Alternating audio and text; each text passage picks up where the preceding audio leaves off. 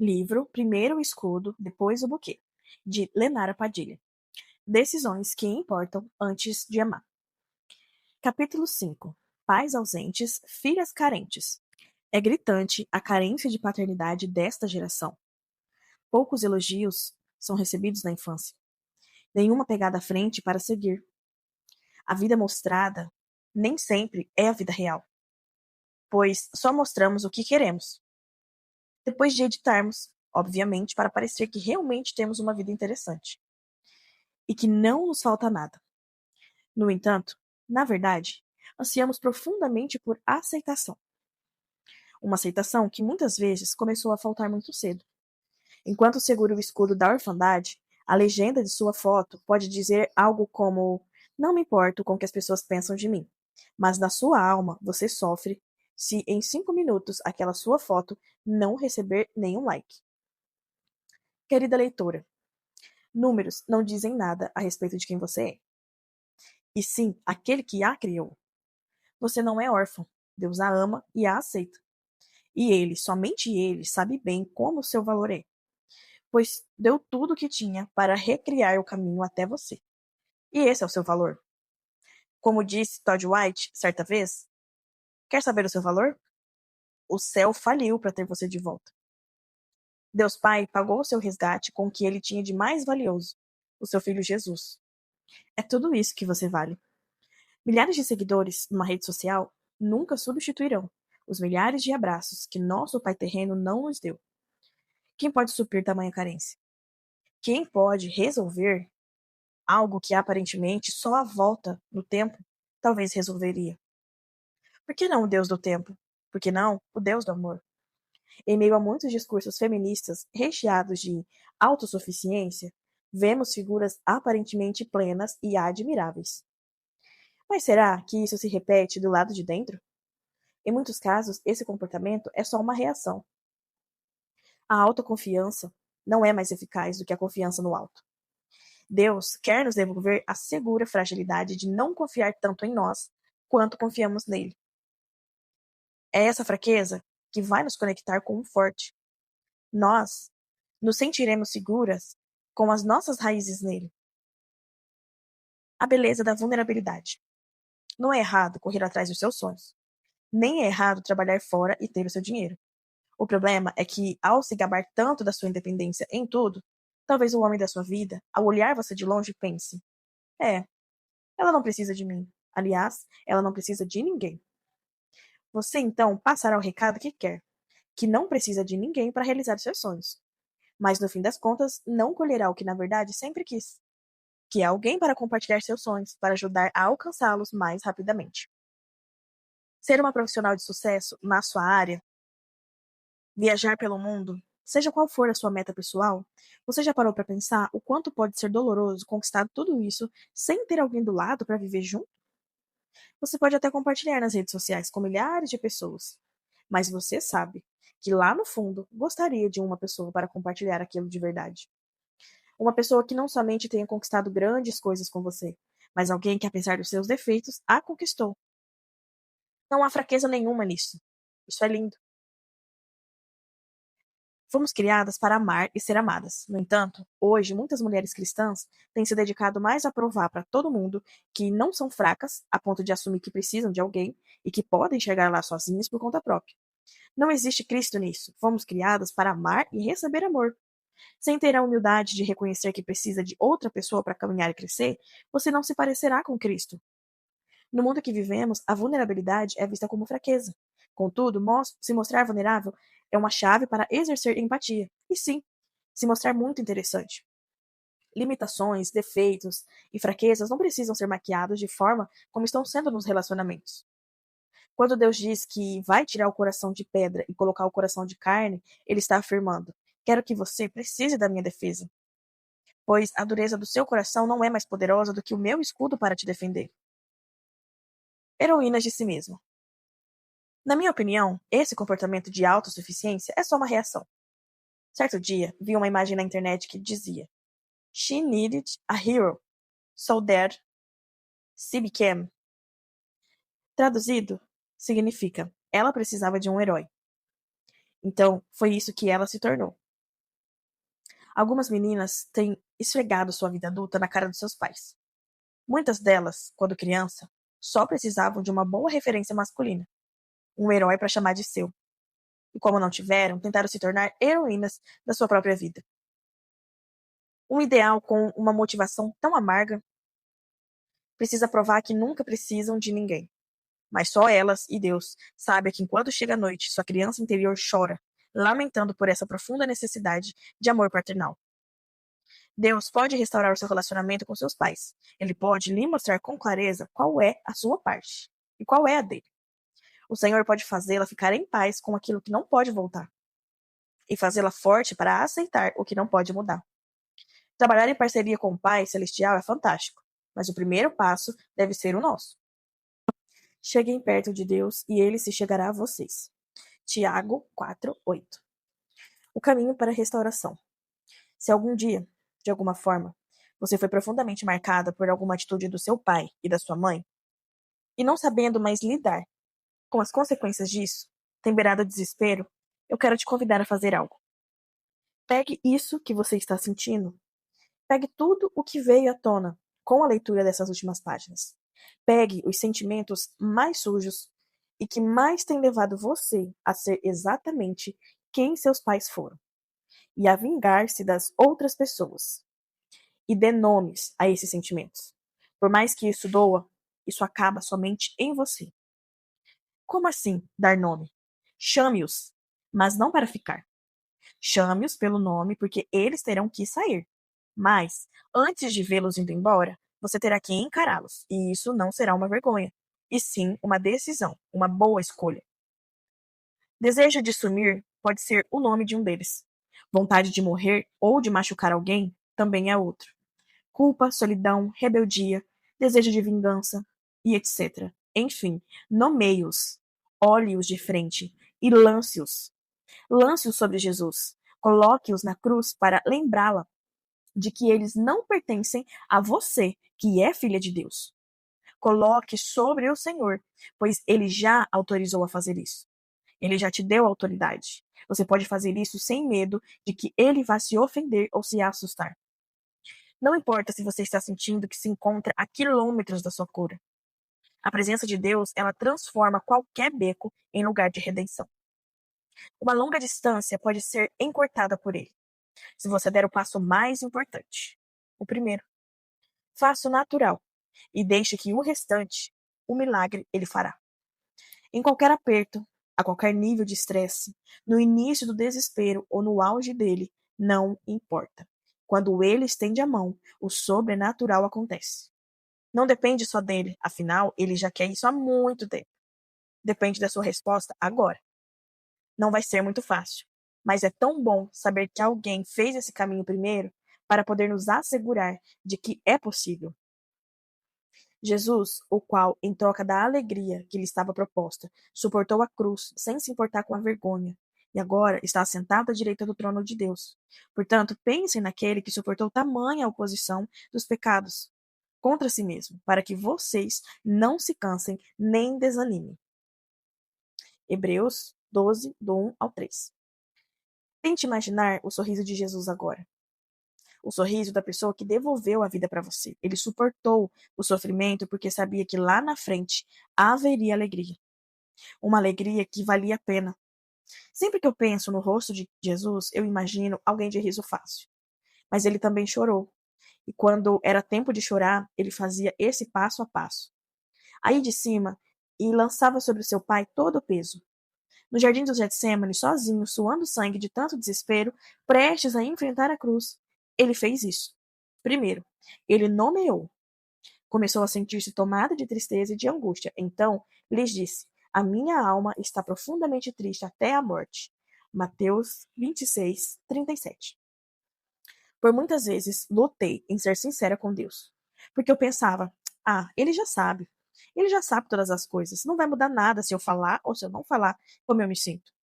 Nesse texto do Evangelho de Mateus, Jesus está se abrindo dessa forma para os seus discípulos. Contudo, no Evangelho de Lucas, temos o relato de que Jesus falou com Deus coisas ainda mais profundas. E sua oração era tão carregada de angústia que ele suava sangue. Ele abriu sua angústia para Deus e nomeou-a de tal forma em que estava sentindo que o seu físico o expressou em sangue, e estando em agonia, orava mais intensamente. E aconteceu que o suor dele se tornou como gotas de sangue caindo sobre a terra. Lucas 22:44. Imagine a intensidade das palavras que saíram da boca de Jesus. Ele sofria uma pressão emocional muito intensa. Deus é onisciente. Eu e você somos previsíveis. Para que palavras? Com o tempo e a prática da oração, eu descobri o quanto era importante o Senhor ouvir da minha boca. Não, não porque ele quer saber algo que desconhece, mas porque ele quer saber se eu confio nele nesse ponto. Abrir a boca e dar nome ao que estamos sentindo é essencial para estabelecer uma conexão de honestidade para com Deus. Se ele já sabe, o que custa você falar? Depois de fazer isso, você não vai se arrepender. Faz tão bem saber que, não importa o quão pesada seja a nossa dor, ele pode nos dar descanso, nos dar paz e força para enfrentar a situação. Foi o que ele fez com Jesus. A segunda coisa que Jesus fez foi olhar para frente. Marcos, capítulo 14, versículo 36, diz: Abba, Pai, tudo te é possível. Passa de mim este cálice. Nesse momento, veja Jesus se lembrando do grande poder do Pai. Antes de olhar para o tamanho do nosso problema, nós devemos contemplar a beleza, a grandeza do nosso Pai. Sabe por quê? Porque, comparando as duas coisas, recebemos encorajamento para seguir adiante. O poder dele é sempre maior do que qualquer crise, problema ou medo. Logo depois de vislumbrar o tamanho do poder de Deus, Jesus olha também para o que está diante dele. Ele contempla o cálice que estava por vir, que era a morte de cruz. Comparando as duas coisas, olhando-as de frente, ele fez um paralelo. Pai, seu poder é maior do que a morte. O Senhor pode me livrar disso se quiser. Você já falou assim para Deus alguma vez? Pedindo por socorro? Expondo o seu coração e dizendo: livra-me dessa? O Senhor pode. A fala de Jesus a seguir mostra como o seu coração era entregue. A terceira coisa que Jesus fez foi lançar para Deus. Porém, não seja o que eu quero, e sim o que tu queres. Marcos 14:36. Essa atitude nos mostra que o relacionamento deles funcionava com muita sinceridade, mas também com muita submissão. O que vem depois disso nós já sabemos. Jesus foi até o fim e Deus não o livrou da morte de cruz, mas o fez ressuscitar no terceiro dia. O propósito perfeito do Pai, que era oferecer salvação a todos, foi cumprido através do Filho. Por mais brilhante que seja a sua ideia, acredite, a de Deus é melhor. Certa vez, meu filho, com apenas 2 anos de idade, me viu tomando chá e queria muito pegar a caneca. Ela era colorida, e aquela cordinha pendurada parecia muito, mas muito interessante para ele. Uau! E ainda saía fumacinha. Genial! A mamãe vive inventando brincadeiras, mas essa aí ganha de todas. Deve ser muito legal colocar a mão aí e puxar a cordinha, e bater nessa aguinha que sai fumaça. Mas a mamãe nunca me deu esse brinquedo. Ela diz que me ama, mas não está aparecendo, porque não está me dando isso que eu quero. Esse provavelmente tenha sido o pensamento do Theo, enquanto chorava inconsolável no chão da cozinha. Muitas vezes somos como essa criança. Esperneamos, fazemos birra, porque queremos algo que aos nossos olhos é o melhor que Deus tem para nós. Talvez até sugerindo para ele ótimas ideias. Que tal fazer isso, pai? Por que o senhor não abre essa porta aqui e faz com que aquilo que eu queria aconteça? Seria tão bom para mim. Como somos criativas. Lembre-se, você está vendo de baixo. A perspectiva dele é outra. Você acha que sabe o que é melhor para você, mas você não sabe. Os caminhos dele são mais criativos, mais altos e, portanto, melhores. Guarde o seu coração e o mantenha grato nas mãos de Deus. Imagine se ele lhe desse tudo o que você pediu hoje. Entregue-se por inteiro. O que significa quando falamos para Deus: sou todo seu? Todo. O que você acha que é todo? É você com tudo dentro. Todas as suas dúvidas estão incluídas no seu tudo. Todos os seus medos também. Suas fraquezas, suas lutas, seus desesperos, suas fugas, tudo. Absolutamente o seu tudo não é só o seu coração de adorador, não é só a sua vontade de cumprir o seu chamado, sua paixão por almas, seu talento, não. O seu tudo é o seu tudo. Bonito e o feio também. E isso é isso que ele quer. Pode não ser um presente muito bonito, mas ele se interessa pelo tudo. Você daria um presente para alguém? Tipo um livro faltando páginas, cortado pela metade? Claro que não. Por quê? Porque um presente se entrega por inteiro. Então dê-se ao Senhor por inteiro e não se preocupe. Nada é assustador demais para ele. Capítulo 6. Se é pesada, está errado. Porque assim como os céus são mais altos do que a terra, assim os meus caminhos são mais altos que os seus caminhos, e os meus pensamentos mais altos que os seus pensamentos. Isaías 55, 9. Confie no Deus que conhece o dia de amanhã. A conhece e sabe bem o que faz para cumprir o seu propósito. Porque assim como a chuva e a neve descem dos céus e para lá não voltam, sem que primeiro regue a terra e a fecundem, e a façam brotar para dar semente ao semeador e pão ao que come, assim será a palavra que sair da minha boca. Não voltará para mim vazia, mas fará o que me apraz e prosperará naquilo que eu designei. Isaías 55, 10. Minha sugestão é que você priorize o Senhor nos seus planos, pois se ele for o seu plano A, você não vai precisar de um plano B. O Senhor conhece os seus sonhos e não pretende decepcionar suas esperanças. Deus sente os seus problemas e sabe bem o quanto eles pesam. No capítulo anterior, falamos sobre a importância de identificar o nome dos sentimentos pesados, de olhá-los de frente e depois jogá-los para Deus. Acho que você vai concordar comigo que essa terceira parte é a mais difícil. Nomear os sentimentos e olhar as circunstâncias de frente? Ok. Agora, lançar para Deus completamente e dizer, faça o que o Senhor quiser? Não, não é tão simples. Na prática, não é igual na teoria, não é mesmo? Muitas vezes queremos o alívio do nosso peso, mas não desejamos perder o controle. Isso é impossível. O controle é o que pesa porque ele não foi feito para você. Em Jesus, vemos o quanto essa entrega funcionou. Quando entregamos nossas expectativas, frustrações e sentimentos a Ele, desligamos-nos daquilo que Deus não criou para morar em nós, porque Ele já mora. Entende? Não cabe. Não cabe desconfiança onde a presença de Deus já está. Não cabe medo quando o amor de Deus já entrou. Pouco adianta apertar o que não vai caber, pois se você empurrar, alguém vai ter que sair. Jesus é gentil. Quando você percebe que não cabe, ele sai. Mas calma, ele não vai tão longe a ponto de não conseguir ouvi-la pedindo: Ei, volte, Jesus. Ele é redentor de quem pede. O Senhor sempre volta para quem clama, e cujos frutos demonstram arrependimento. Ele nasceu no lugar onde os animais comiam. Foi o primeiro local que ele habitou quando nasceu. E se a manjedoura nunca lhe comunicou nada de profundo, deixe isso acontecer hoje, agora. Ele quer nascer em você, por mais suja e bagunçada que sua vida esteja. Porque ele muda o lugar, e não o contrário. Ele pode sim nascer num lugar sujo, mas não pode permanecer na sujeira. Ele vai ficar se você deixá-lo fazer o que precisa ser feito. Não adianta você convidar.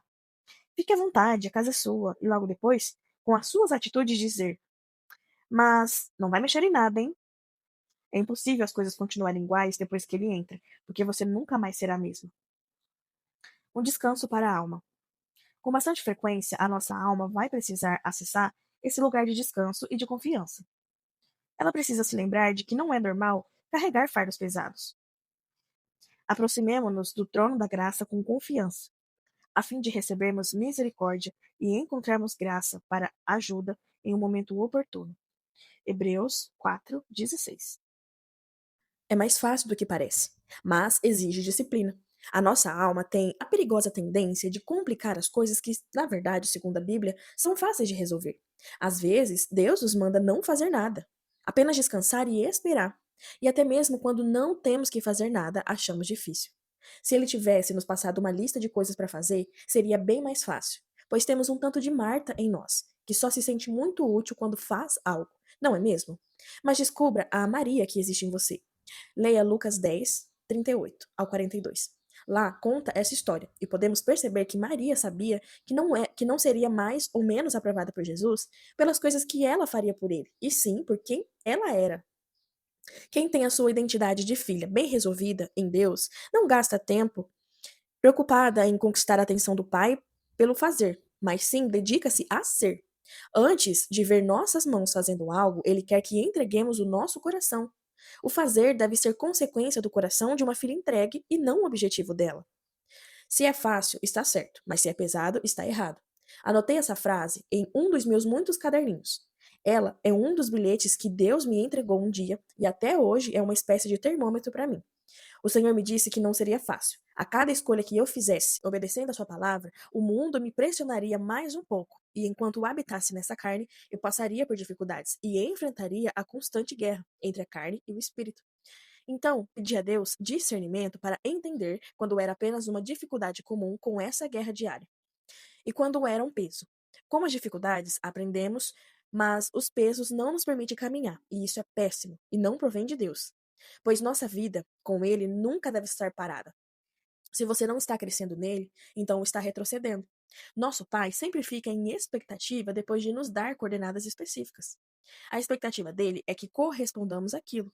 Mas, quando não conscientizamos de que não será fácil, a missão vai ficando mais difícil. Faz sentido para você? João 16:33 diz: Eu lhes disse essas coisas para que em mim vocês tenham paz. Neste mundo terão aflições, contudo, tenham ânimo. Eu venci o mundo. Provérbios 24:10 diz: Se te mostras fraco no dia da angústia, é que a tua força é pequena. A jornada que escolhemos é estreita mesmo.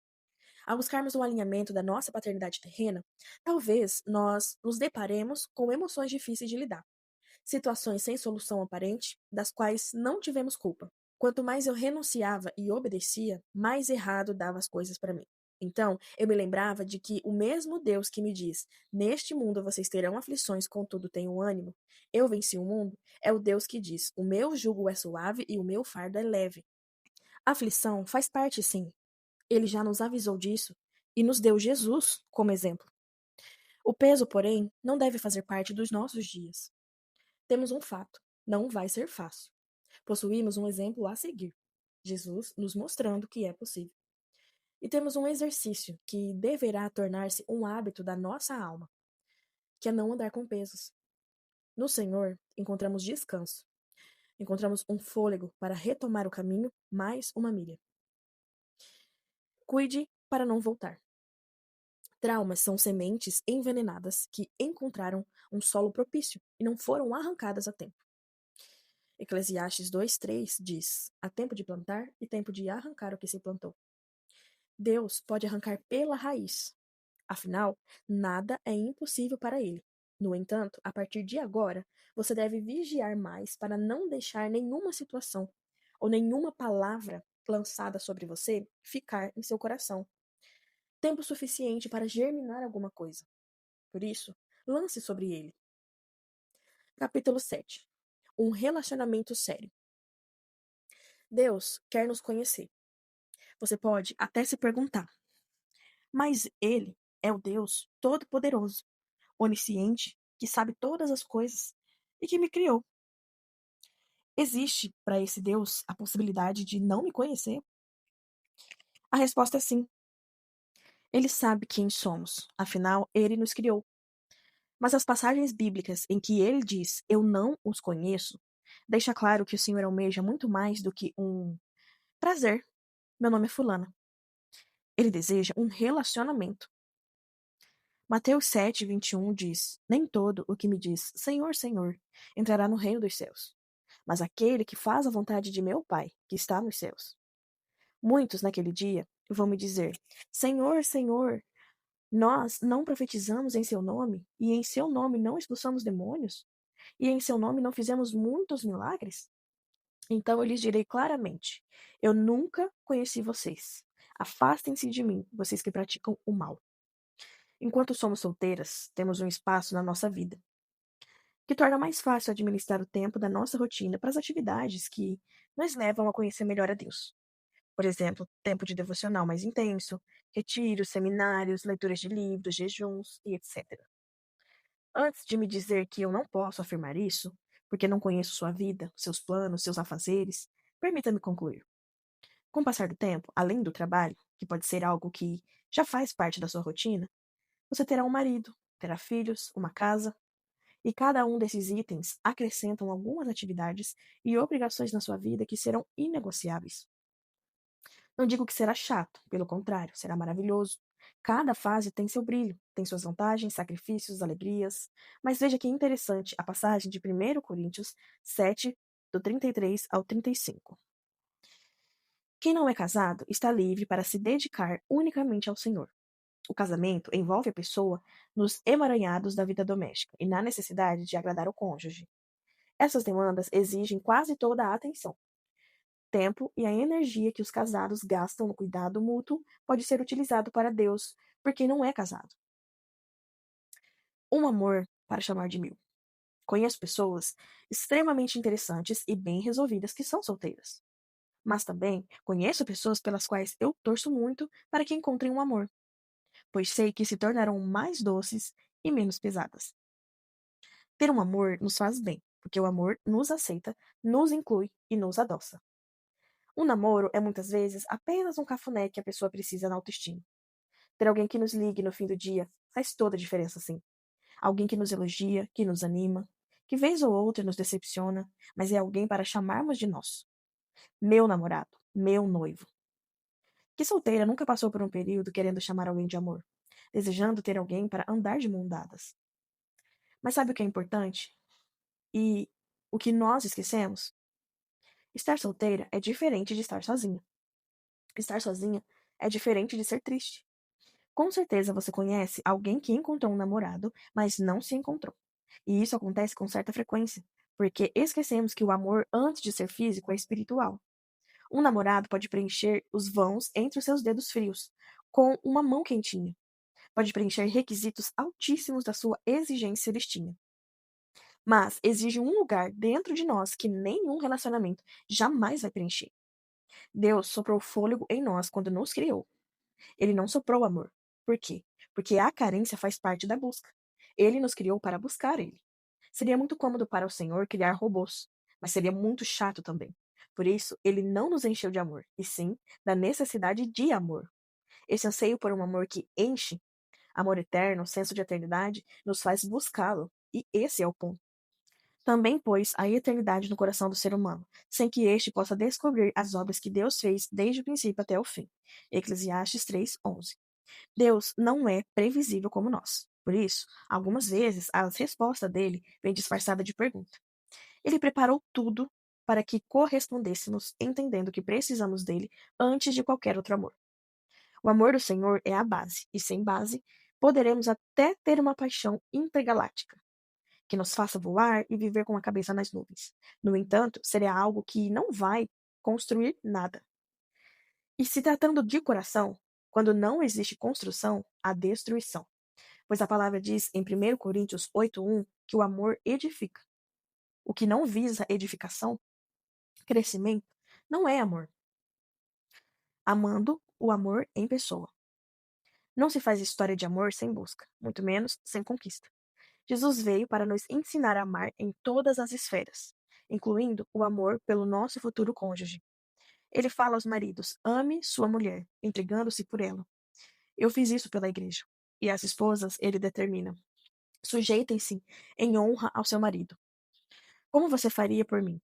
O tempo todo é sobre amor. O tempo todo temos um bom exemplo, um padrão. Ele já fez esse caminho antes para poder nos dizer: venha, é bom. Ele não disse que é fácil, mas o caminho do amor para nós que conhecemos o Senhor é o único e recompensador. Você não é, nem nunca ouviu falar de alguém que seja tão bom na prática do amor quanto Jesus Cristo. No início do seu ministério, Jesus recebeu uma carta aberta de amor do Pai, que dizia: Este é meu filho amado, a quem tenho prazer. Jesus tinha o amor do Pai, e o amor do Pai lhe deu um plano. O plano dele não era mágico. Jesus não tinha superpoder. Na verdade, se quisesse, poderia tê-los, mas abriu mão, porque ele quis mostrar que a coisa era simples e que poderíamos fazer. Sabe qual era o plano? O plano de amar. Abrir o amor e dissecá-lo, esfregá-lo nas feridas, nos silêncios, nos pecados. Ele cuspiu no barro e passou a lama no olho do cego. Mas não era lama, nem nojo. O que saiu de Jesus para curar foi mais do que saliva. Foi amor. Amor é o antídoto contra o veneno da língua. A palavra amor foi escrita para constranger, foi falada para romper. O verbo amor se fez carne para abraçar a humanidade caída e atrair para si os sedentos de redenção. Isso existe e está ao nosso alcance. O plano agora é que esse sangue corra nas nossas veias e que esse amor inflame os nossos corações mais do que nossas carências. É muito mais do que ter um namorado. Entenda, você não nasceu para alguém, e sim para ser expressão do amor de Cristo. E isso se estenderá a todas as esferas. Você será expressão do amor de Cristo como esposa, depois como mãe e assim por diante. Não pretendo jogar água nas suas expectativas românticas, e sim mostrar que há muito mais do que um cara esperando por você. E eu espero que isso a empolgue. Antes de ser casada, de construir uma família, de ter um marido e filho para dar amor, receba o amor do Pai, como Cristo recebeu, sem reservas. E com esse combustível, que nunca se acaba, comece sua missão. Hoje, antes de casar, sim, sua missão fala do seu chamado, que ele lhe deu, e você não precisa esperar se casar para cumpri-lo. Comece hoje, prepare-se já. Ele quer ocupar o primeiro lugar do seu coração e deseja manter segredos com você, conversas, abraços, um romance. Ele anseia ser seu escudo leal, antes de você se casar e durante o seu casamento também, e depois e para sempre. Capítulo 8. Dependência emocional. Se nosso coração fica sem a cobertura da paternidade, ele tende a procurar essa proteção em outros lugares. Obviamente não funciona, e enquanto fica de um lado para o outro procurando o que a paternidade já teria dado a ele, ele se machuca e muito. É preciso entender a importância de posicionar o nosso coração para sair de uma possível gaiola de dependência emocional, em que talvez tenhamos entrado. A dependência emocional surge de uma forma muito sutil. Ela acontece quando um relacionamento deixa de ser saudável, pois a outra pessoa torna-se o seu Deus, o seu ídolo. E é quase imperceptível para quem se encontra envolvido, mas para quem está de fora é fácil de notar. O que há nessa relação? Possessividade, desejo de exclusividade, exclusão de outras pessoas. Alguns dos seus relacionamentos atuais, como amizade ou namoro, passa por isso? Pessoas do seu convívio já tentaram te alertar e você encarou como inveja, como fofoca ou perseguição? Pois bem, se mais de uma pessoa lhe disse isso e você tem dificuldade de admitir, comece a pedir ao Espírito Santo que lhe mostre com clareza se esse relacionamento está ou não glorificando a Deus. Em relação ao namoro, o ambiente ideal para se relacionar, principalmente no início, é com muita gente em volta. Não, não é romântico. Mas quem disse que era para ser? O desejo descontrolado que muitas meninas têm de viver um conto de fadas em um mês de namoro intenso é, sem dúvida, uma construção fadada ao fracasso. A base precisa ser real, para que todo o restante tenha firmeza. Sem uma base forte, não é preciso ser um bom engenheiro para saber que o projeto pode até crescer, mas vai desmoronar em questão de tempo. Antes de dizer que ama alguém e quer passar a vida toda ao lado dele, você precisa observar o seu comportamento com outras pessoas. É a convivência que ele desenvolve com os outros que vai definir quem ele é de verdade. E não somente o relacionamento que ele mantém com você. Goste você disso ou não, essa é uma realidade. Se em pouquíssimo tempo você colocá-lo num pedestal, acreditando que ele é tudo aquilo que você idealizou um dia, é muito provável que você se decepcione. Ao transformar essa pessoa em um escudo, você irá se ferir, pois será um escudo que não estará apto para protegê-la quando precisar. E não será funcional. O seu sentimento, por mais forte que seja, por mais sincero que pareça, não faz com que a pessoa se transforme em quem você quer que ela seja. Depender emocionalmente de alguém fora do tempo certo e sem que essa pessoa tenha estrutura de sacerdócio é segurar um escudo furado. Como saber? As perguntas que as meninas mais me fazem é: como tenho certeza se estou me enganando? Como saber se é a pessoa certa? As respostas para essas perguntas daria outro livro, mas o primordial é nos guiar pelo princípio. Pergunte a si mesma: se eu entrar numa aliança com essa pessoa, eu estarei comprometendo algum princípio bíblico, como o princípio do jugo desigual? Se algum princípio estiver comprometido, você não deve entrar em um namoro com essa pessoa. Mas, Lenara, eu só quero namorar. Eu não desejo entrar numa aliança de casamento agora. Se você não quer entrar num casamento tão cedo, não deveria estar pensando em namoro. Sim, aqui entra outro conselho valioso. Não é interessante estender o período do namoro por muitos anos. Não é inteligente. Porque não vai ser fácil permanecer em santidade. Então, pergunte-se coisas como: esse rapaz tem condição financeira de me oferecer algum conforto? Ou vai me levar para comer fora com o dinheiro da mesada do papai? Será que ele trabalha? É importante também não avaliar sozinha os frutos desse rapaz. Pois se você estiver apaixonada, você vai enxergar coraçãozinhos em tudo. Algo que eu sempre aconselho é: cerque-se de pessoas mais maduras que você.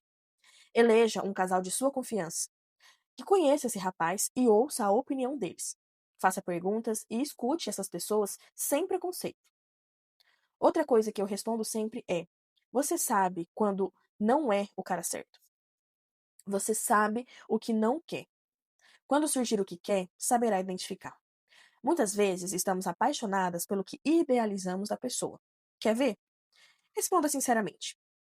Quando os defeitos dele aparecem ou a incomodam, você tenta ignorar e fingir que não a perturbam, pois a vontade de namorar logo e não estar mais solteira é maior? Quando alguma situação mostra que vocês são totalmente incompatíveis em coisas que você considera relevante, você tenta se enganar afirmando que é coisa da sua cabeça e não impede a opinião de ninguém? Eu me lembro de um rapaz que estava se aproximando de mim. Após algumas semanas de conversa, ele já se declarou. Vamos chamá-lo de Flávio. Ele era uma pessoa legal, cristã, de caráter, bonito, aparentemente esforçado e bom filho. Também éramos da mesma igreja, apesar de não termos muitos amigos em comum.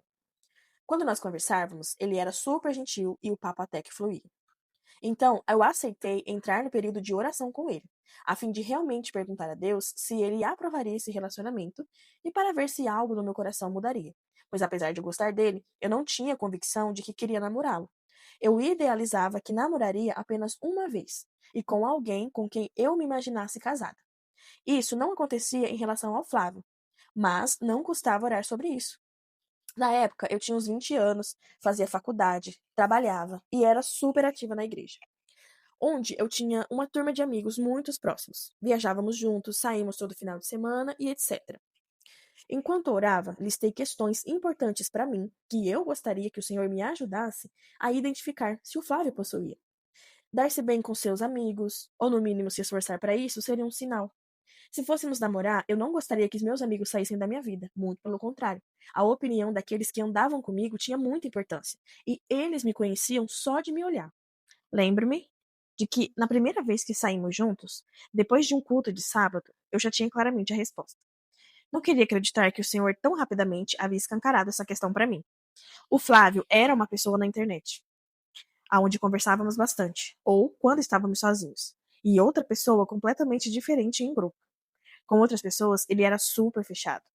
Fui investigando sua vida, quanto tempo ele tinha de igreja, quem eram seus amigos, e pude verificar que, mesmo com bastante tempo de igreja, ele não tinha desenvolvido amizades sólidas. Andava basicamente com as pessoas da sua família, colegas da faculdade. Isso pesou muito. Outra coisa que influenciou o que era muito importante para mim foi o ministério. Apesar de se denominar pau para toda a obra, poucas vezes eu vi o Flávio servindo na igreja. E quando eu perguntava do seu chamado, ele se limitava a dizer que era com a música. Mas eu não conseguia sentir firmeza, nem ver nada sólido, nem ver nenhum fruto.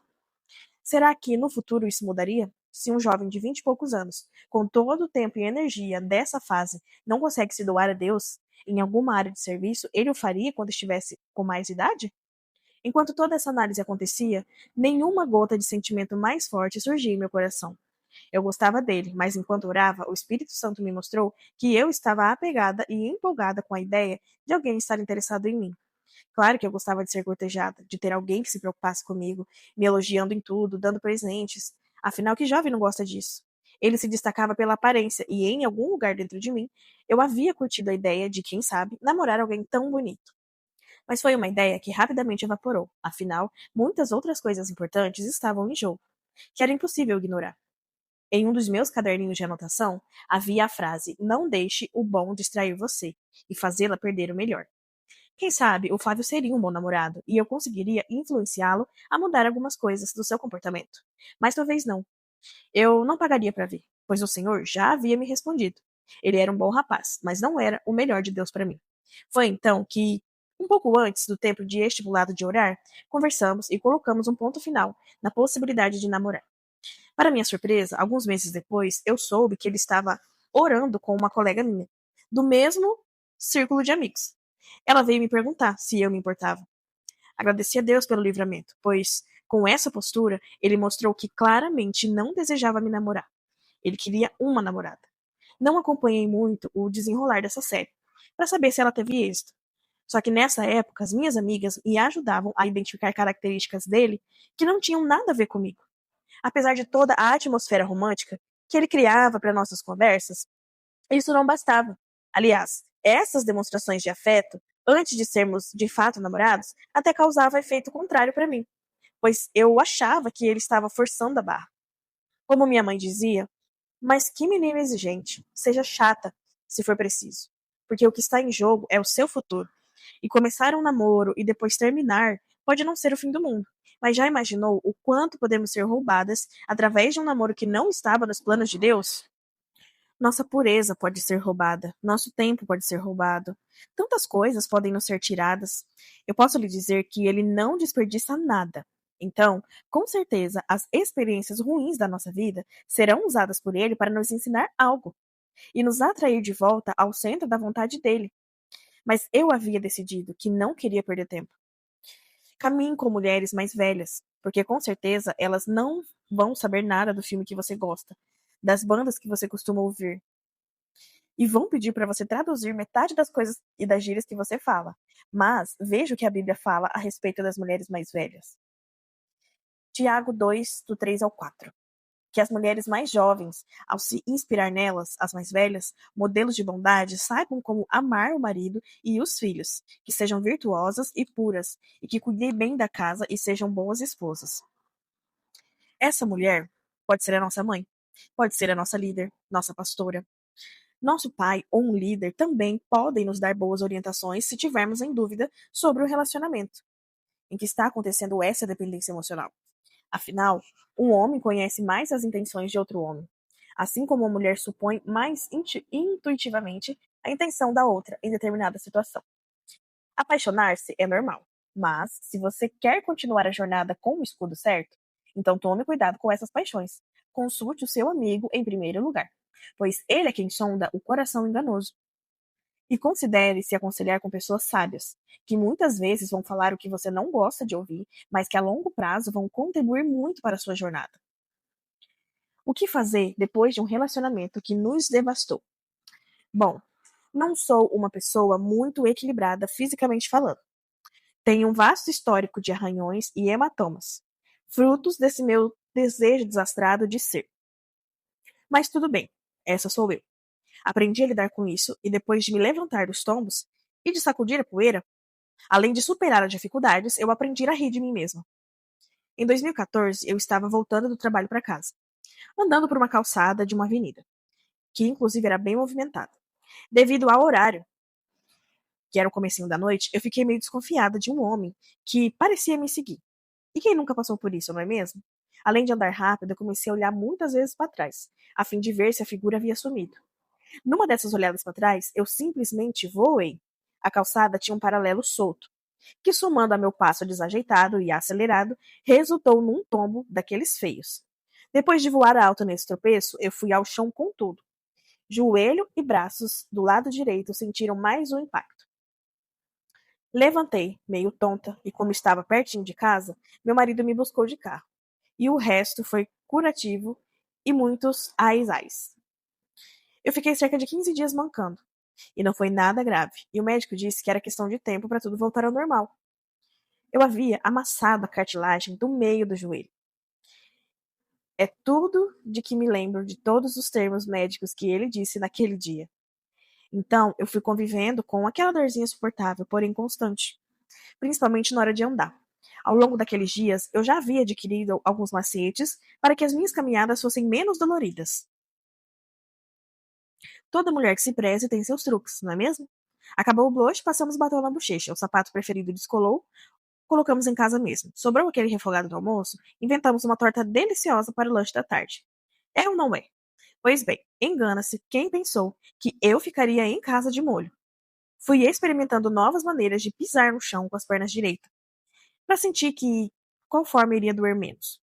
Eu encontrei essa nova forma de pisar, que era praticamente encostar o pé todo no chão, com baixo impacto, pois dobrava o joelho o menos possível. Não era um jeito muito charmoso de andar, mas convenhamos, eu só queria evitar a dor. Com o passar do tempo, a dor foi diminuindo. E um belo dia me percebi mancando sem precisar. Havia alguns degraus para subir e, inevitavelmente, eu precisaria dobrar mais o joelho.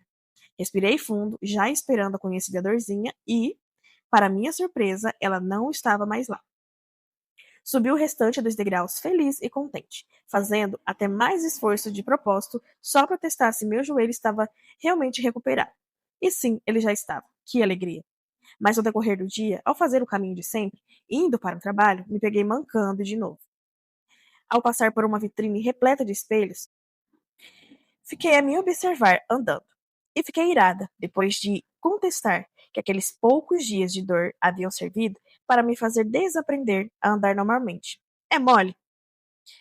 Não é possível, eu pensava. O tempo que eu precisei mancar é incomparavelmente menor do tempo em que eu andei normal. Vamos combinar que o meu normal não era lá aquelas coisas. Mas essa constatação me deixou preocupada e pensativa. E foi aí que meu amigo de caminhada, o Espírito Santo, começou a ministrar algo em mim que faz todo sentido. Observe a forma como a perna boa caminha e faça com que o joelho que estava ferido imite o joelho que não foi machucado. E foi exatamente isso que precisei fazer nos passos seguintes. Eu observava a forma como o joelho esquerdo se dobrava e o pé esquerdo se firmava no chão, e tentava imitar o movimento completo com a perna direita. Certamente, nesse movimento, quem me viu caminhar sentiu compaixão ou riu. Mas no decorrer do dia, eu exercitei a minha mente a cada passo, até que o joelho, antes manco, pudesse se ligar que agora ele poderia dobrar normalmente sem medo de sentir dor. Eu percebi que, apesar de caminhar ser algo tão comum na minha rotina, a dor pela qual eu havia passado deixara em mim o medo de tornar a fazer aquele simples movimento. Agora imagine isto: uma pessoa que nunca teve problemas para caminhar depois de adulta, precisar pensar para colocar um pé depois do outro? Quem diria, hein? O que eu aprendi com isso foi que, como membros de um corpo, podemos, algumas vezes, e vamos precisar dos outros membros para nos restabelecer do trauma. Meus dois principais conselhos são: primeiro, não pare de caminhar, mesmo que lentamente, e ainda que seja passos dos quais você não se orgulhe, não pare. Membros que não se exercitam atrofiam. 2. Escolha membros sadios para caminhar ao seu lado. No meu caso, o tempo todo eu tinha uma perna boa ao lado de uma perna manca. A perna boa foi a minha referência para voltar a caminhar normalmente. Da mesma forma, se você está se recuperando de um trauma, na área emocional, precisa de membros sadios ao seu lado. Se não prestar atenção instintivamente, você se cercará de outros membros feridos num festival de lamento. Essa atitude atrasará sua recuperação. E é isso que você quer? Não, né?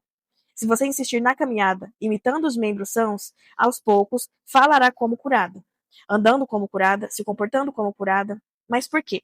Porque você não se entregou à tendência de mancar, porque estava tão perto dos membros sadios que as boas referências, sem que você percebesse, estabeleceram cura em você. O Espírito Santo, que se move em nós e através de nós, ama essas conexões. É o corpo de Cristo sendo corpo naturalmente. Um membro sentindo a dor do outro e se empenhando pela sua plena recuperação. Ele pode sim nos curar com um estalar de dedos, mas quando nos cura através de relacionamentos, ele nos permite aprender o poder da humildade, Afinal, não é fácil assumir que estamos feridas, pedir e aceitar ajuda, mas quando conseguimos e vencemos, no final sairemos humildes. É isto que é a parte do trabalhar dele na nossa vida. Sermos cada dia mais parecidas com seu filho Jesus. Em breve, você também poderá ser membro de referência, que será capaz de ajudar outra pessoa ferida a andar como curada. Se você passou por traumas na vida emocional, decepção passada, que além de te deixar marcas, te fez querer desistir e nunca mais andar nesse caminho novo, considere este conselho. Não deixe o medo paralisar você. Não permita que o medo da dor a faça mancar. Você tem todo o direito de chorar e de andar na defensiva por um tempo. Isso é mais uma reação do que uma decisão consciente. Então, depois de um tombo na vida real, é normal andarmos mais atentos. Mas isso não nos faz ficar em casa e não sair nunca mais, não é mesmo? Saiba que você também tem o direito de não abandonar o restante da sua história. E o que Deus tem para você devido a um trauma. A história é sua e Deus a escreveu fazendo questão de que você a vivesse. Apesar da dor, continue caminhando. Está com medo? Vá com medo mesmo.